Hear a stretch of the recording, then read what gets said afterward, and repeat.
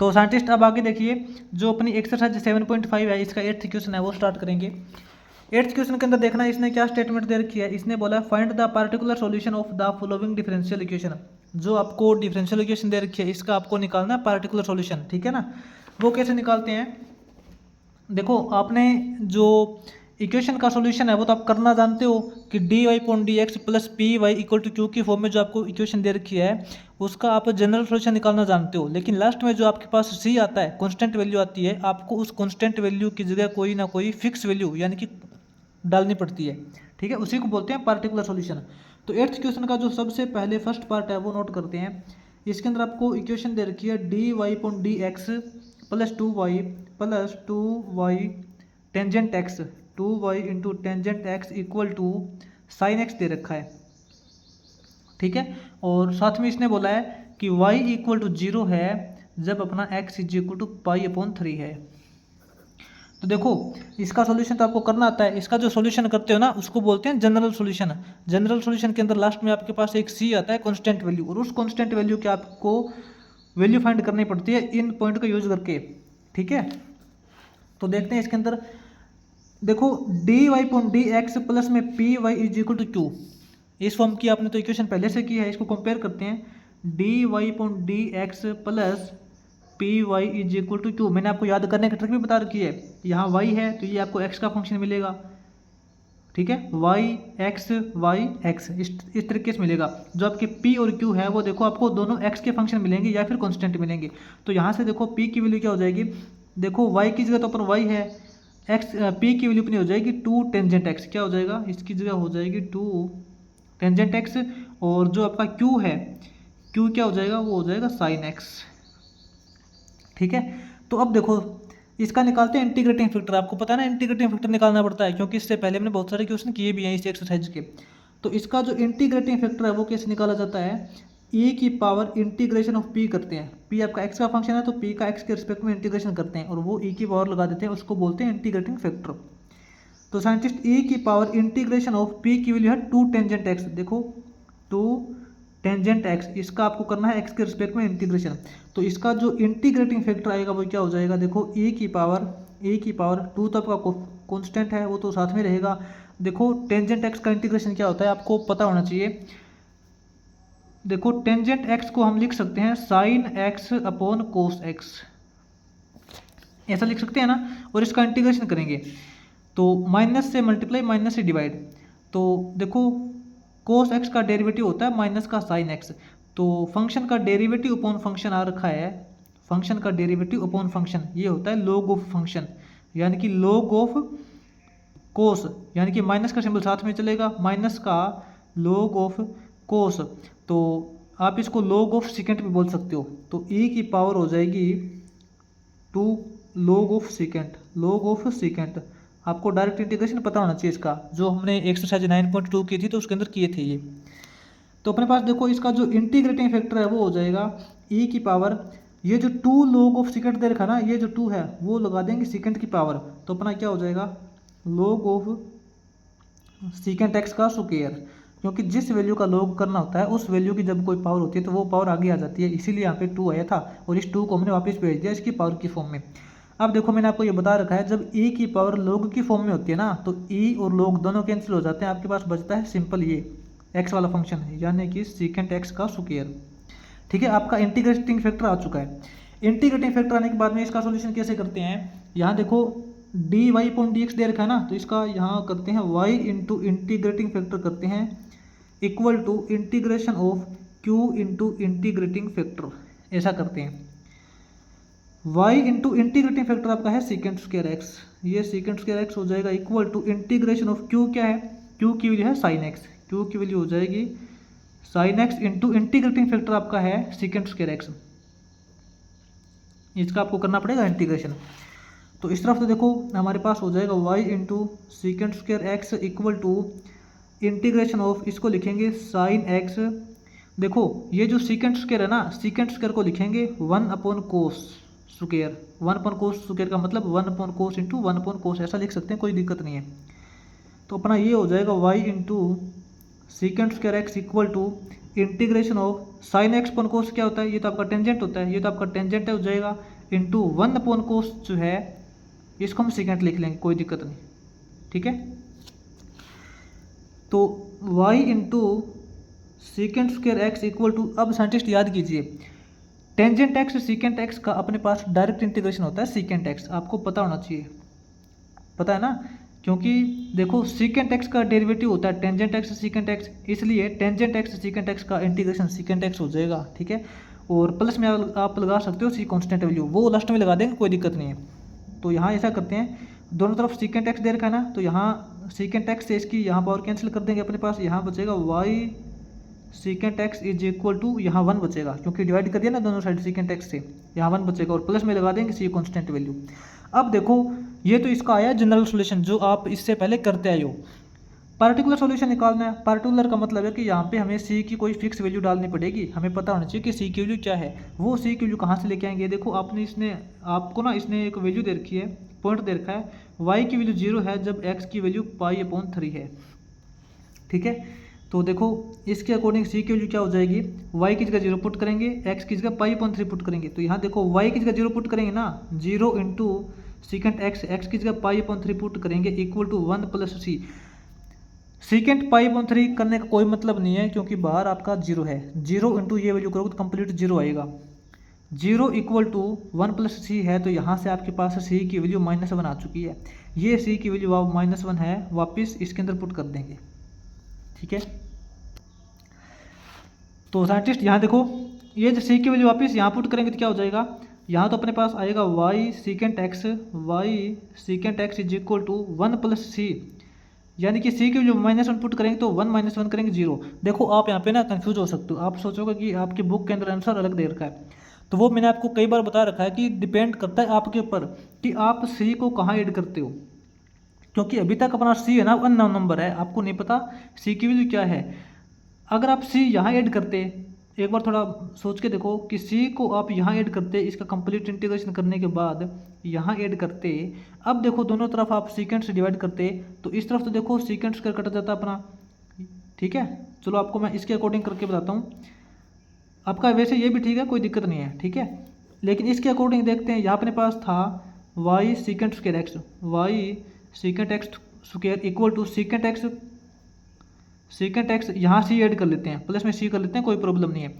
अब अगर हम दोनों साइड सीकेंट से डिवाइड करेंगे, सीकेंट स्क्वायर से दोनों साइड डिवाइड करेंगे, तो यहाँ तो सीकेंट स्क्वायर आपका कट जाएगा, वाई बचेगा, यहाँ सीकेंट स्क्वायर से डिवाइड करेंगे तो सीकेंट अपॉन सीकेंट स्क्वायर करोगे तो 1 अपॉन सीकेंट बचेगा, 1 अपॉन सीकेंट का मतलब होता है कोस, ठीक है।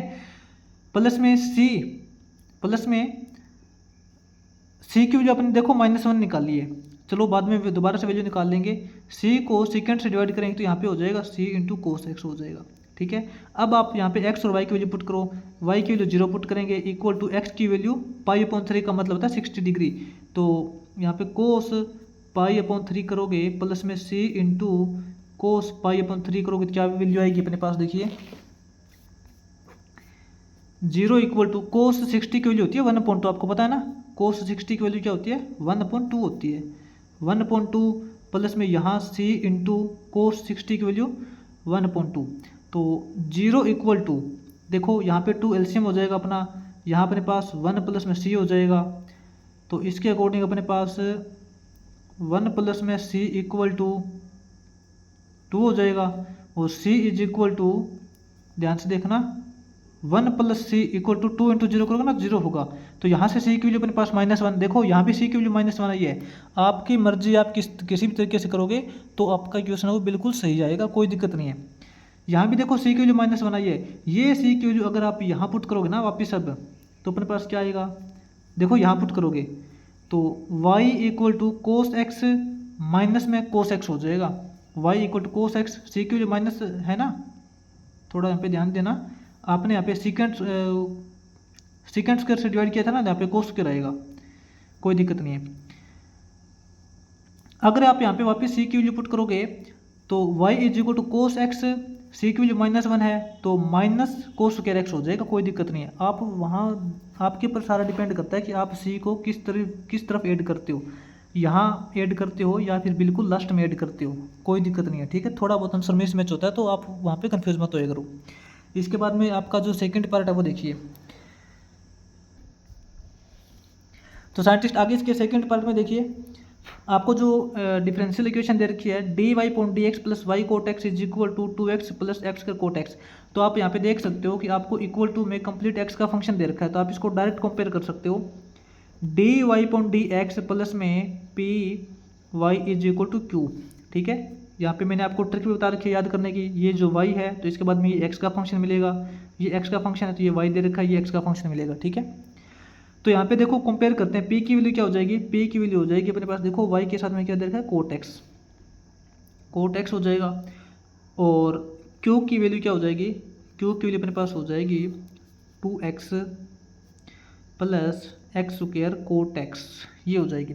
अब हम निकालते हैं इंटीग्रेटिंग फैक्टर इसका इंटीग्रेटिंग फैक्टर निकालेंगे तो e की पावर इंटीग्रेशन ऑफ p हो जाएगा, p का x के रिस्पेक्ट में इंटीग्रेशन निकालेंगे तो e की पावर इंटीग्रेशन ऑफ p क्या है कोट x दे रखा है, कोट x का हम डायरेक्ट इंटीग्रेशन निकाल सकते हैं, आपको पता है कैसे निकालेंगे।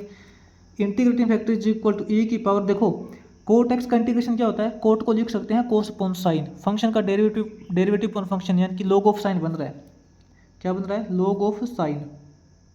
ठीक है, तो जब e की पावर log की फॉर्म में होती है ना तो वो कट जाता है, तो अपना क्या हो जाएगा यहाँ पे सिर्फ सिंपल साइन एक्स बचेगा बस। आपका जो इंटीग्रेटिंग फैक्टर है वो साइन एक्स आया है। इंटीग्रेटिंग फैक्टर आने के बाद इसको सोल्व करते हैं, यहाँ देखो डी वाई पॉइंट एक्स दे रखा है ना, तो यहाँ पे हमें करना पड़ता है y into integrating factor is equal to integration of q into integrating factor, ये करना पड़ता है।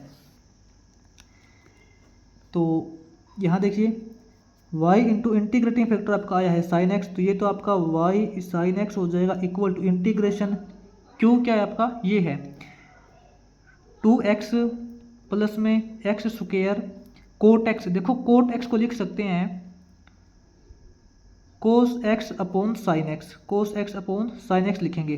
ठीक है, और इसको फिर इंटीग्रेटिंग फैक्टर से मल्टीप्लाई करना है ना, यानी कि इसको साइन एक्स से मल्टीप्लाई करना है। ठीक है, इसका हम निकालेंगे अब x के रिस्पेक्ट में इंटीग्रेशन। तो साइंटिस्ट इस तरफ तो अपने पास देखो y इंटू साइन एक्स आ चुका है इक्वल टू इंटीग्रेशन ऑफ, देखो इसके अंदर मल्टीप्लाई करेंगे तो ये अपना हो जाएगा 2x साइन एक्स, क्या हो जाएगा 2x साइन एक्स हो जाएगा, प्लस के अंदर इसकी मल्टीप्लाई करेंगे तो साइन से साइन कट जाएगा, अपने पास बचेगा एक्स स्क्वायर कोस एक्स, क्या बचेगा एक्स स्क्वायर कोस एक्स बचेगा। अब देखो इसका x के रिस्पेक्ट में इंटीग्रेशन कैसे निकालेंगे, तो साइंटिस्ट यहाँ देखना, मान लेते हैं कि y इंटू साइन एक्स जो है आपका वो इक्वल टू i है। ठीक है, इस कंप्लीट को हम i बोलेंगे और i की वैल्यू अलग से निकालेंगे। ठीक है, इंटीग्रेशन ऑफ, देखो इन दोनों को अलग अलग इंटीग्रेशन करना पड़ेगा हमें, यहाँ हो जाएगा अपना 2 into x sign x plus के अंदर इसका अलग से इंटीग्रेशन निकालेंगे एक्स स्क्वायर कोस एक्स। अलग अलग क्यों किया है, क्योंकि दोनों के अंदर फॉर्मूला लगेगा u इंटू वी वाला, क्योंकि यहाँ भी दोनों फंक्शन एक दूसरे के साथ में मल्टीप्लाई में है, यहाँ भी दोनों फंक्शन एक दूसरे के साथ में मल्टीप्लाई में दे रखे हैं। तो u इंटू वी का इंटीग्रेशन क्या होता है साइंटिस्ट, सबसे पहले आपको पता होना चाहिए कि आइलेट के फॉर्मूले के अकॉर्डिंग कौन सा फंक्शन u होगा कौन सा v होगा। एल्जेब्रिक फंक्शन आपका पहले आता है तो दोनों में आपका x पहले आएगा। ठीक है, t है ट्रिग्नोमेट्रिक फंक्शन आपका बाद में आता है, तो जो आपका कोस और साइन है वो बाद में आएगा। ठीक है, तो u इंटू वी का डायरेक्ट फॉर्मूला क्या होता है इंटीग्रेशन का, u एजरेज v का इंटीग्रेशन माइनस में इंटीग्रेशन ऑफ u का डेरिवेटिव इंटू v का इंटीग्रेशन। तो साइंटिस्ट एक बार ऐसा करते हैं, ये फॉर्मूला लगाते हैं इनके अंदर, तो i इज इक्वल टू, एक बार इसको तो सेम पढ़ा रहने देते हैं, इसको एक बार छेड़ते नहीं है। ठीक है, आपका इंटीग्रेशन ऑफ ये तो सेम रहेगा, एक बार 2x साइन एक्स, क्या पता आगे कट जाए। ठीक है, प्लस के अंदर देखो अब इसके अंदर फॉर्मूला लगाते हैं u इंटू वी का, u एज इट इज यानी कि आपका जो एक्स स्क्वायर वो एज इट इज हो जाएगा, v का इंटीग्रेशन यानी कि कोस का इंटीग्रेशन होता है साइन एक्स, तो कोस का इंटीग्रेशन तो आपका साइन एक्स हो जाएगा। ठीक है, माइनस के अंदर इंटीग्रेशन ऑफ u का डेरिवेटिव, तो देखो साइंटिस्ट एक्स स्क्वायर का डेरिवेटिव क्या होता है, एक्स स्क्वायर का डेरिवेटिव होता है 2x, v का इंटीग्रेशन यानी कि कोस x का इंटीग्रेशन करोगे तो साइन एक्स आ जाएगा। ठीक है ना, ये देखो इसलिए मैंने यहाँ पे u इंटू वी का फॉर्मूला नहीं लगाया था, क्योंकि मुझे पता था यहाँ आगे आने के बाद ये कटने वाला है, क्योंकि integration of 2x into sine x minus में integration of 2x sine x, ये तो कट जाएगा। अपने पास इसका जो इंटीग्रेशन आएगा वो बचेगा x square sine x, x square sine x. अब ये जो आई की वैल्यू है वापस इसके अंदर यहाँ पुट कर देंगे, ठीक है। तो अपने पास देखो, आप बोल सकते हो कि यहाँ आप सी कॉन्स्टेंट लगा सकते हो, कोई प्रॉब्लम नहीं है। तो अपने पास क्या है यहाँ पे y sine x is equal to I था ना, तो यहाँ हो जाएगा y sine x is equal to I की वैल्यू अपनी है x square sine x plus c. ये तो इसका हो चुका है जनरल सॉल्यूशन, हमें निकालना है पार्टिकुलर सॉल्यूशन। इसने पॉइंट भी दे रखा है एक्स इज इक्वल टू 0 और वाई इक्वल टू 0, एक्स और वाई दोनों की वैल्यू 0 पुट करेंगे। देखो वाई की वैल्यू 0 पुट करेंगे, मैं आपको डायरेक्ट करवा देता हूँ, ठीक है। वाई की वैल्यू 0 पुट करेंगे तो 0 इंटू साइन एक्स की वैल्यू 0 पुट करेंगे, ये भी कंप्लीट 0 हो जाएगा, इक्वल टू एक्स की जगह 0 पुट करेंगे तो ये भी 0 इंटू 0 कंप्लीट 0 हो जाएगा, प्लस में सी बचेगा, यानी कि सी की वैल्यू 0 हो जाएगी। अगर एक्स और वाई की वैल्यू इसके अंदर 0 पुट करेंगे तो अपना सी की जो सी है वो भी आपका 0 आएगा। तो इसके अंदर देखो वापिस अब सी की वैल्यू पुट कर देते हैं, बस यही होता है particular solution. Y sine x equal to x square sine x plus C, C की वैल्यू 0 है तो ये अपना हो जाएगा y sine x equal to x square sine x, C की वैल्यू 0 है वो लिखने की जरूरत नहीं है, तो अपना ये सॉल्यूशन हो जाएगा। दोनों तरफ देखो साइन से साइन काट सकते हो, तो अपना यहाँ तो बचेगा y is equal to x square, ये आपका फंक्शन हो जाएगा, ठीक है, ये आपका ओरिजिनल फंक्शन हो जाएगा।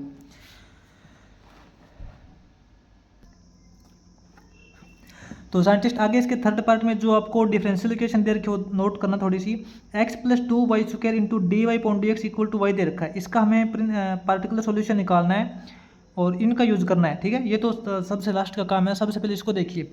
तो साइंटिस्ट आप एक बात यहाँ पे नोट करना, आपको जो डिफरेंशियल इक्वेशन है ना वो लीनियर दी हुई होती है।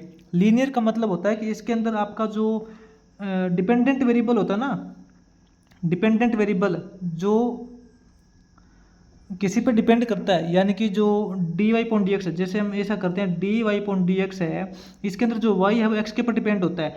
जो डिपेंडेंट वेरिएबल की पावर 1 होनी चाहिए, यानी कि वाई की पावर 1 होनी चाहिए। इसके अंदर देखो वाई की पावर 1 नहीं है, वाई की पावर 2 दे रखी है, तो कहने का मतलब है कि ये तो देखो लीनियर नहीं है, लीनियर नहीं है, तो हमें बनाना पड़ेगा d x upon d y, d x upon d y बनाएंगे, यानी कि इसके अंदर जो एक्स है वो y के ऊपर डिपेंड है।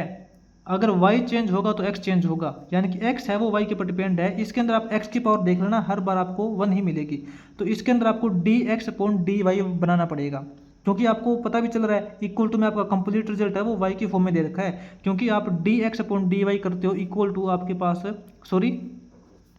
D x upon d y plus p x करते हो ना, इक्वल टू आपके पास q मिलता है। और ये देखो यहाँ x दे रखा है तो ये आपका y का फंक्शन मिलेगा, ये x दे रखा है तो ये आपका y का फंक्शन मिलेगा, और ये देखो इक्वल टू में आपको कंप्लीट y का फंक्शन दे भी रखा है, ठीक है। तो हमारा मेन मकसद ये रहेगा कि इसको d x upon d y बनाया जाए। तो d x upon d y कैसे बनाएंगे, एक बार तो ऐसा करते हैं, इसकी क्रॉस मल्टीप्लाई कर लेते हैं, क्रॉस मल्टीप्लाई करेंगे थोड़ा ईजी हो जाएगा आपके लिए करना। X plus 2y square into d y, इसकी मल्टीप्लाई करेंगे इसके साथ में तो ये सेम आएगा। अब y की मल्टीप्लाई करेंगे x के साथ में तो y डी एक्स हो जाएगा। अब हम बनाएंगे d x upon d y, d x upon d y बनाएंगे तो डी एक्स के साथ में जो वैल्यू है ना y, ये तो इसके नीचे आ जाएगी, और डी वाई के साथ में वैल्यू ये ऊपर हो जाएगी x प्लस 2y स्क्वायर, ठीक है। आप इसकी क्रॉस मल्टीप्लाई करोगे तो अपने पास यही रिजल्ट आएगा। अब इसके अंदर हम करेंगे सेपरेट डिनोमिनेटर, यहाँ तो d x upon d y हो जाएगा इक्वल टू, देखो सेपरेट डिनोमिनेटर करेंगे तो क्या हो जाएगा एक्स अपॉन वाई हो जाएगा, यहाँ तो एक्स अपॉन वाई हो जाएगा, प्लस में ये देखो 2y स्क्वायर अपॉन वाई करोगे तो y से y कट जाएगा, अपने पास बचेगा 2y। अब ये जो x अपॉन वाई है ना इसको एक तरफ लेके आएंगे, 2y को एक तरफ रखेंगे, 2y को एक तरफ रखेंगे तो यहाँ अपने पास बनेगा d x upon d y, यहाँ माइनस में x अपॉन वाई बनेगा इक्वल टू में 2y बनेगा। ये देखो आपके पास इक्वल टू में कंप्लीट रिजल्ट है वो y वाला फंक्शन दे रखा है, ठीक है, y वाला आ गया ना, और ये जो d x upon d y आ चुका है, प्लस में पी एक्स, ये भी आपका देखो यानी कि x का फंक्शन है, और इसके साथ में जो p है, p की वैल्यू अपनी माइनस 1 अपॉन वाई हो जाएगी। कंपेयर करते हैं तो यहाँ पे p की वैल्यू है वो तो माइनस की 1 अपॉन वाई है, और आपका जो q है वो आपका 2y है, यानी कि y का फंक्शन है। तो इसके अंदर हमें निकालना पड़ता है इंटीग्रेटिंग फैक्टर। तो सबसे पहले देखो इसके अंदर इंटीग्रेटिंग फैक्टर निकालेंगे, वो क्या होता है, ई की पावर इंटीग्रेशन ऑफ पी, ये होता है इंटीग्रेटिंग फैक्टर। अगर पी आपका वाई का फंक्शन है ना, तो इसको वाई के रिस्पेक्ट में इंटीग्रेशन करना पड़ेगा, बिल्कुल ईजी है। इंटीग्रेटिंग फैक्टर हो जाएगा ई की पावर इंटीग्रेशन ऑफ पी, क्या है, देखो पी की वैल्यू है -1/y, माइनस का सिंबल तो यहाँ लगा देंगे, कोई प्रॉब्लम नहीं, और 1/y का इंटीग्रेशन करेंगे वाई के रिस्पेक्ट में। ई की पावर माइनस माइनस, देखो 1/y का इंटीग्रेशन होता है log y, और ये माइनस का सिंबल है ना, लोग के आगे जब माइनस का सिंबल होता है तो वो हम पावर लगा देते हैं, क्योंकि लोगों के आगे जो भी वैल्यू होती है वो उस वैल्यू की पावर लगा देते हैं। तो यहाँ पे e की पावर हो जाएगी log y की पावर यहाँ पे -1 हो जाएगी, क्योंकि लोग के साथ में जो वैल्यू होती है वो हम पावर लगा देते हैं उस वैल्यू की जिसका हमें log करना होता है। तो आपको ये भी बता रखा है मैंने कि जब e की पावर log की फॉर्म में होती है तो e भी कैंसिल हो जाता है, log भी कैंसिल हो जाता है, आपके पास सिर्फ और सिर्फ वो वैल्यू बचती है y की पावर -1, और y की पावर -1 का मतलब है कि 1/y। आपका इंटीग्रेटिंग फैक्टर आ चुका है 1/y। अब आपका इंटीग्रेटिंग फैक्टर आ चुका है, तो यहाँ देखो आपने किया था dx/dy बनाया था ना, तो यहाँ पे हमें करना पड़ेगा x इंटू इंटीग्रेटिंग फैक्टर करते हैं equal to integration of q into integrating factor, ये करते हैं, ठीक है। तो x इंटू इंटीग्रेटिंग फैक्टर की वैल्यू आपकी 1/y है, equal to integration of q की वैल्यू है 2y इंटू इंटीग्रेटिंग फैक्टर आपका 1/y है। तो देखो इसका y के रिस्पेक्ट में इंटीग्रेशन करेंगे, y से तो y फिर कट जाएगा, तो यहाँ तो अपने पास x/y बचेगा इक्वल टू 2 का इंटीग्रेशन करेंगे y के रिस्पेक्ट में, तो 2 तो आपका देखो कांस्टेंट है, 1 बचेगा, 1 इंटू वाई का करेंगे तो y हो जाएगा, 2y हो जाएगा, कोई दिक्कत नहीं, सिंपल है। यहाँ पे लगा देंगे लास्ट में प्लस में सी कांस्टेंट वैल्यू, ये आपका आ चुका है जनरल सॉल्यूशन। लेकिन हमें निकालना है पार्टिकुलर सॉल्यूशन। आपको पॉइंट क्या दे रखा है, पॉइंट दे रखा है कि y की वैल्यू 1 है तो x की वैल्यू 2 है, ठीक है। तो यहाँ से देखो x की वैल्यू 2 पुट करेंगे, y की वैल्यू 1 पुट करेंगे, इक्वल टू y की वैल्यू 1 पुट करेंगे 2 प्लस में c, देखो c + 2 = 2 है, तो यहाँ से आप समझ रहे हो कि c की वैल्यू आपकी 0 है। ये c की वैल्यू वापस इसके अंदर पुट करेंगे तो फंक्शन क्या आएगा, x/y = 2y + 0। तो आप इसकी क्रॉस मल्टीप्लाई भी कर सकते हो, क्रॉस मल्टीप्लाई करोगे तो x = 2y² हो जाएगा, ठीक है। ये आपका ओरिजिनल फंक्शन आएगा जिसका पार्टिकुलर सॉल्यूशन में निकाल लिया है, ठीक है। ये साइंटिस्ट आपका जो 8th क्वेश्चन है वो कंप्लीट हो जाएगा। इसके बाद में जो 9th क्वेश्चन है वो नेक्स्ट वीडियो में देखते हैं।